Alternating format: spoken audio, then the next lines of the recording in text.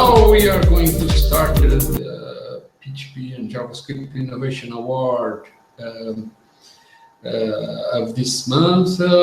Back again with Johnny Mas here that will help me to comment on the latest packages. This time we're going to comment on the nominees of July. Yes. So July, the July ones were voted on August, then in September the results come out. So there is no way we can influence the voting with our opinions here. That's why there is always this few months delay between the recording and the actual nomination. So let me share the screen here. We are going to start commenting on the ones in July. In July we had like 3 in JavaScript Innovation Award.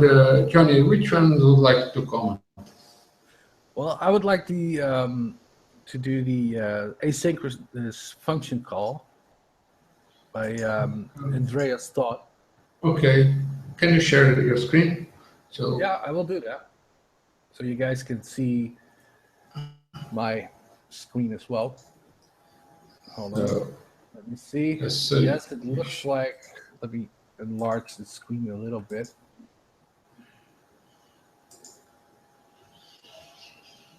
Yeah, this should be okay, I guess. Is it readable? Yes, I think. All right, here we have the asynchronous function call by Andreas Todd, and this fine gentleman, he is from Hungary, if I'm correct. Let me see, where was that flag? Yeah. I lost this flag. Hold up. Ah, there No, it is. it's a responsive website, of course. Hungary, yeah. So this is his class, and let me see, what position did he get? It was the. Hold on, I can see your screen. He's the. Yeah, for some reason it is not switching to your screen, but okay. I have forced to show your screen. All right. So this gentleman, I think he won. Is that correct? I can see it on your screen.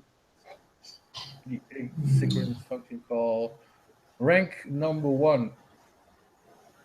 Yeah. So you are seeing my screen. Yeah, I'm seeing your screen in the Hangout. So. Well, I can see in live streaming you. Yeah, no, this is the Hangout, not the live stream. So this gentleman won. Oh, are you selecting the window in your screen? You probably should unselect on the corner below.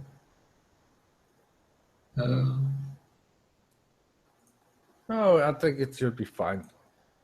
Yeah, I see it on the live stream. I can see what I'm showing. Yeah, that's because I forced. Because if I don't force, keep talking.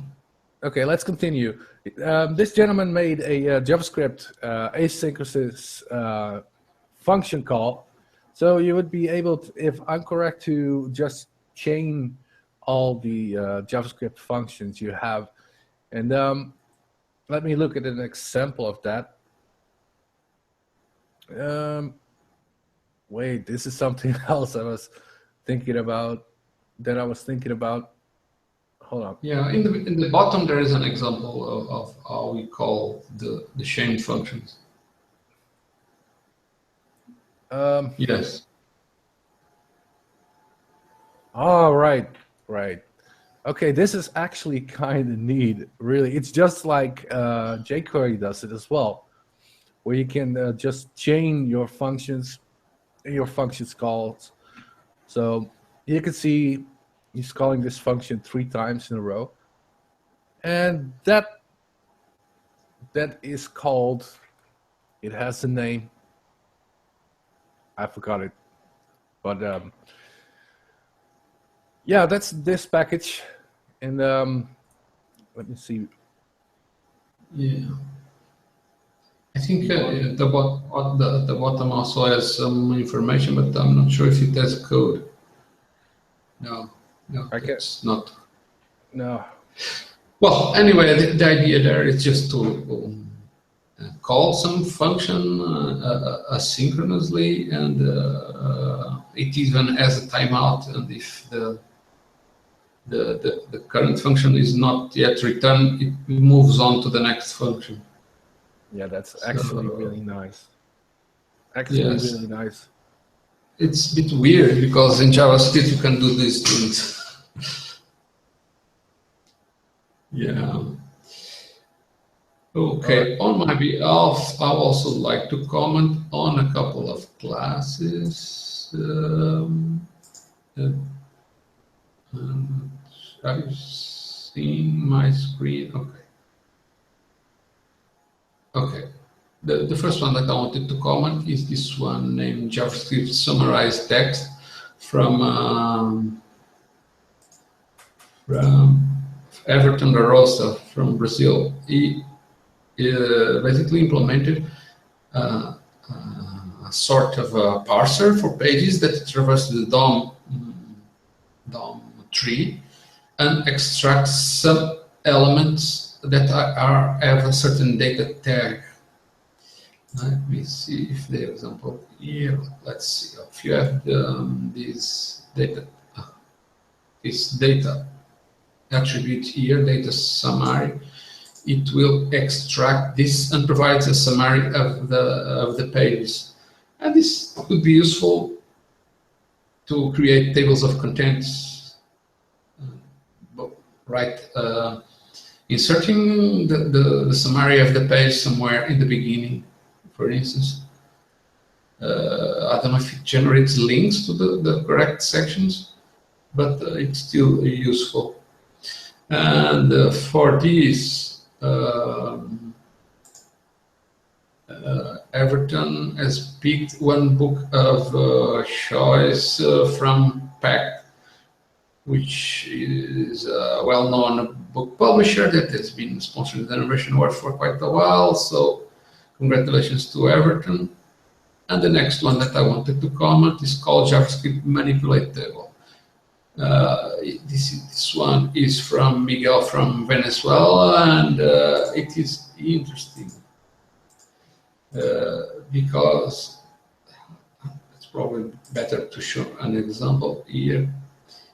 It's basically a way to filter some elements and show them, well, do something useful with them. And this can be done in tables dynamically, and it allows to do many operations with tables, like adding and removing cells, and rows and columns. Well, adding and removing columns, it's not a trivial thing, because the way tables are organized in HTML, it's more in rows, not in columns. So it does a work that is not trivial there. So congratulations to Miguel. Miguel did not pick a prize, and sometimes this means, in this case, it means he probably did not get an email to pick his prize. So if he's listening, contact back, because you are entitled to a prize. Now, let me go through the Innovation Award ranking by author. In 2016, we have had a higher number of submissions, but still Understuff is ahead with 6 packages and 22 points. Then Thierry Francois from France with 5 packages and 18 points. Juan Jose from Spain with 1 package and 6 points. Martin Latter from the UK with 1 package and 5 points is tied with Evaldo Zimanek from Brazil and Carl Holtz from Canada. In 7th, the Pierre Henri Soriaval from, I think he's from France, but for some reason you omitted his country. Okay. Anyway, David Whitworth from Germany is tied with Pierre. And in ninth place, there is Everton Ross until Owaski with Paxton 3 points. By country, things are more or less tied, but just with a few differences. So far, Hungary with 6 packages and 22 points is ahead. Then second place, France with 6 packages and 21 points. Brazil with 3 packages and 10 points is in third place. Then Germany, 2 packages and 7 points. Spain and Mexico with 6 points, despite there's a number of packages submitted. Then United Kingdom with 1 package and 5 points is tied with Canada, and there is a mysterious country here. Actually, this is a bug anyway. Then Armenia with 2 packages and 4 points. So this is for the JavaScript Innovation Award. For the PHP Innovation Award, as you may know, many more people are participating, and in July we had like 11 nominees. And July, which was not even the best month, I think it was in March, there are like 18 nominees, which was the record. So this is great because many people are sending great innovative packages. So let's take a look at these packages. Johnny, which ones would you like to comment? Let me do the first 5 or 6, Okay. if I may. Sure. Okay. It seems that for some reason I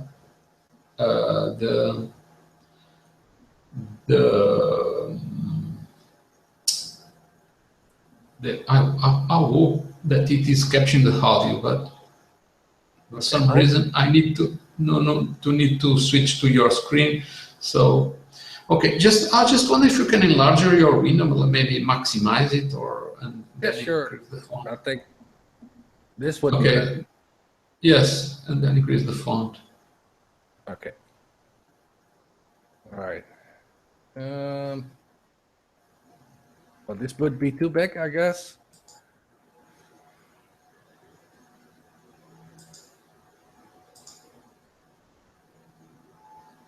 Is this correct? Yeah. Okay. Go ahead. All right. Okay, here we have the winners of July 2016 on PHP classes. Number 1, PHP Small Server Administrator by LSK. No, hold on. LSC. Probably Alexei. Yeah, if you're watching, I'm sorry what I did with your name there. And Nimero from, hold on. And he is from Russia. From Russia. Okay, so what his package does is basically a system administration tool where you can monitor your processes. And what he got for it, he was number 1, July winner, and he got a one big elephant plush mascot, and I want one of these as well one day. So well, you know what you have to do. Right, I'm submitting packages like crazy. So I'm really jealous. Not necessarily many packages, just good ones, innovative ones. I like surprising ones. Yeah, so I'm trying to do that. But anyways, let's continue with this package. It has really good documentation if you look at it, and it will help you a lot if you're using this package. You can manage and see your processes, and yeah, it's pretty amazing. And it's really a good package. It won And in my opinion, it's totally deserved. Yeah. Well, this is I think this is mostly for Linux servers, like those running Debian or Ubuntu or maybe some other distribution, but it can also start and stop services. I guess it requires some permissions because the regular web server user cannot run with enough permissions to start and stop services. Yeah, at least it needs some permissions to set it up, because you need to run the sudo command, which is super user do. So, but I don't know if that if root access is needed in the while running. You probably can get around that if. Oh wait. Yeah, it's just to start and stop process, because for monitoring processes, I guess any user can do that. Yeah, there is a fair bit of documentation. I'm really happy to see that. As a user, I would be really comfortable with that. So, well deserved. Okay, let's see another package. Jackson, call PHP classes from JavaScript using Ajax. And this is something I actually did myself a few years ago. And this is really cool. This is really cool. Jackson is from Cameroon, and he took the #2 prize, a downloadable copy of the Komodo IDE, a really good IDE, if I say so myself. And he got this package into the 2nd place by, let's look at the samples from it. Sample. Where is his JavaScript? Oh, wow. Look at this. A fancy interface. Almost looks like remote procedure calls. If I look at it like that, it basically is remote procedure calls. So, wow, that's really neat. That's really neat. I hope it's really secure as well. But on the other end, you have to look into your own security. But still, that's up to you. Yeah, that's up to you. And I really, really like the idea. Really good concept and really noticeable as well. Yeah. Okay. So I've submitted other packages which are variants of this package, but they are more adapted to work with different frameworks like Zen, Laravel, and others. CodeIgniter, I think, too. Okay. Yeah, well, if this is framework independent, it's even better, of course, because that's what makes it noticeable. You can take this and use it on any of your own projects. So, faster PHP IP2 location by Chai Hoang from France. Does it sound like a really French name? I think he's from actually Vietnam, but he moved to Germany or France or something. But that's the #3 prize, and he got a source guarding PHP encoder tool. That's amazing. Yeah, I can see it. He's at 2nd in Vietnam right now. So what you say is correct. So it listed as France, but it is Vietnam. Oh, okay. So maybe you need to look into that for the future. It's a feature. Each person can choose the country he wants to participate in, because sometimes there was an author that was in the United States, but he was from Spain. So we wanted to participate on behalf of his own country. So he is participating on behalf of France, but he's from Vietnam. That's what it means. Or maybe he forgot to choose his country. in the Participation Innovation Award. All right. So he won the third prize, the source guarding PHP encoder tool. And let's look at this example of how this works. He's accessing the IP2 location database via a class instantiation. And looks like this. And then, wow, he gets a list of IP addresses from a file. And then he shows the result, the address locations, and he reports the time. So that's really, really, really neat. I mean, if you are in need, if you have a special list of IP addresses, look them up really quickly. Yeah, this one is the example does not show exactly what it does different because it's more or less like the regular IP location, but the internal implementation uses a different algorithm that works faster than the regular. I think it's binary search algorithm. Right. All right. So that's the code is readable, so we can read what it does. So fine documentation, and I don't know if he included the example file as well. Probably. There are some screenshots. If you click on screenshots, probably shows something. I don't recall what it is, but the screenshot there, over there, right. Yeah, I don't know. Oh, it seems he won a contest. Nice. So he said. That's the screenshot. Wow. Okay.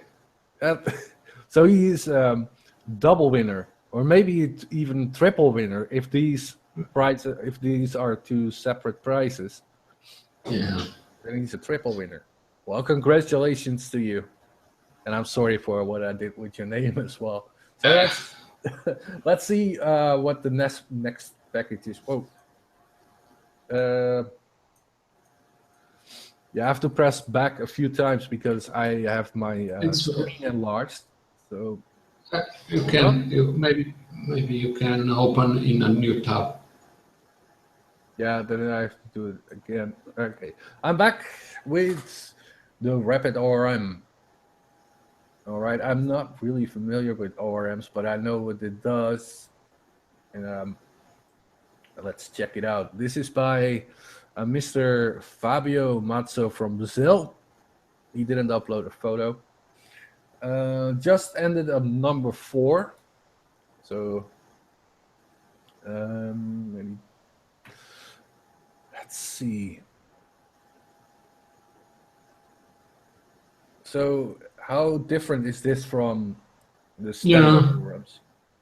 Right, it uses constants because the typical ORM libraries, basically you have a model class that you extend to define things that are specific to each type of entity. So you need to tell which fields go on to which database table columns, and usually those are like defined in variables, but in this case it's defined in constants, which makes more sense because constants are things that do not change over time, and during the runtime you are not going to change the way you map it. So that's why it makes more sense. Right. It just came back to me where you said entities from my Symfony time, where you have Doctrine, of course, which is also an ORM platform, a really big one. There you define your entities, so the ORM will drive on those entities. All right. So thank you for your explanation. This was not my strongest point, so okay. thanks for filling me in on that one. Then we have the which one is the next? It will be the PHP String Socializer. And while previewing this one, I was really amazed. I mean, this could be a really strong tool. And let me say his name first. This is Luciano Salvino from Argentina. And what his tool does is lets you quickly link to social media profiles. And he has 2 examples of that in the example or the demo tab. But he ended up in number 5. And you can see the usage here. Probably you can make a lot of links at once. Set hashtags. Yeah, for different networks. Yeah, that's really cool.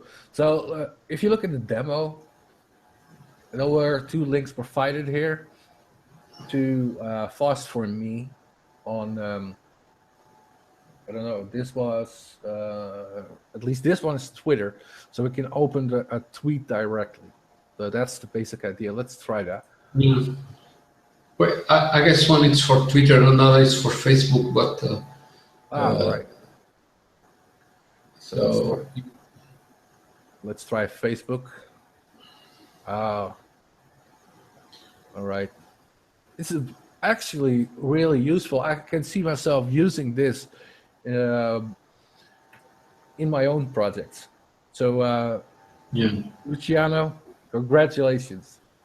Really cool. It's pretty simple but useful. It just takes some text and maps links to different social networks according to that mapping that you shown before in the array. Yeah, exactly. So I remember that next time. It's almost as simple and unique as a vcard class.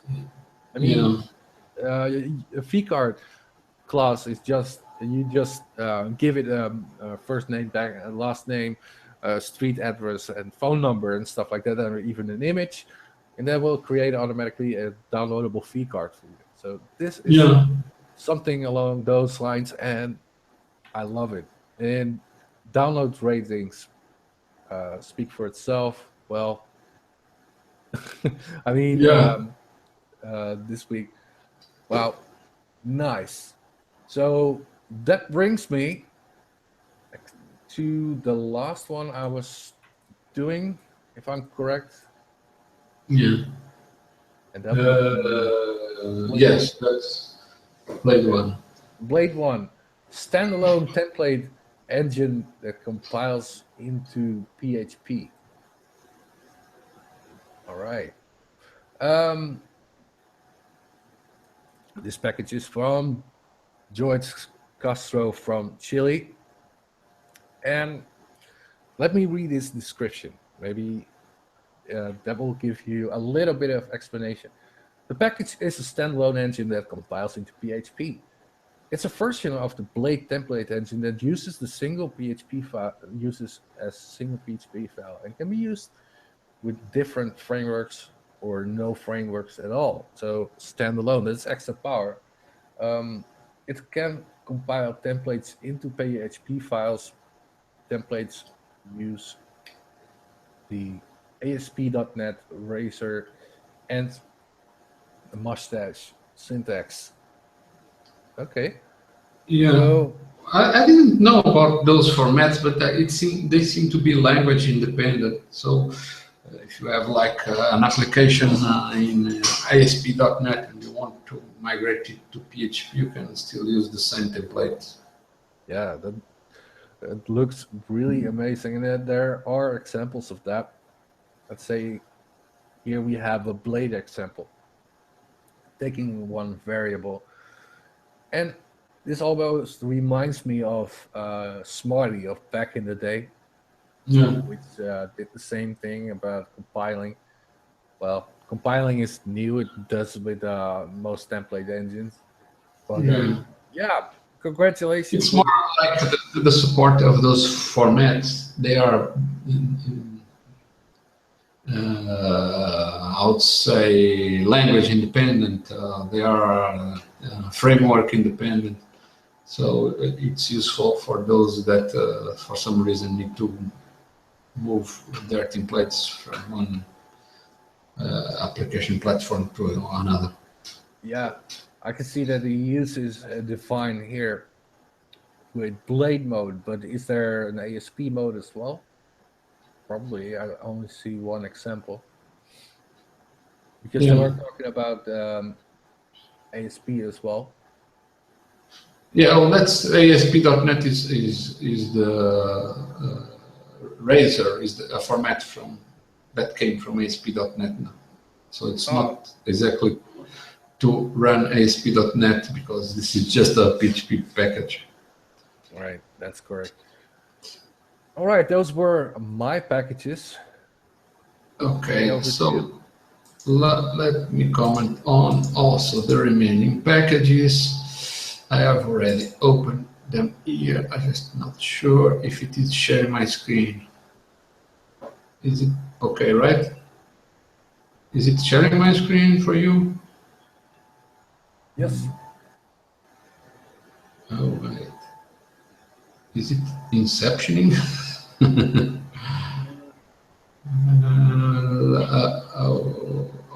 Am I sharing the right screen? Let me restart the sharing because in the live coding it's doing the what we call the inception effect. Yeah, I see it. Okay. Okay. Stop screen sharing. Start again. Which one is the one? Okay, I think this is the one. Okay, it is okay right now? Yeah. Yeah. Okay, so let me start commenting first about this package from Scott Arsiszewski. I'm sorry if not pronouncing his name correctly. He's from the United States, and he is actually a security expert, and he has been contributing a lot with proposals and discussions on the PHP core development. But in this case, he submitted a package that is called CMS Airship, and what it does is basically a content management system. It could implement blogs or other types of content-based sites, but it has a focus on security. So it comes not only with some security features built in, but also it provides, I think it is a repository of plugins that are curated by him. So it's not like WordPress that you download WordPress and you can install any plugins that probably were not audited in terms of security. And this is a bit problematic because people that want to run a secure environment probably will never have one with WordPress unless there is some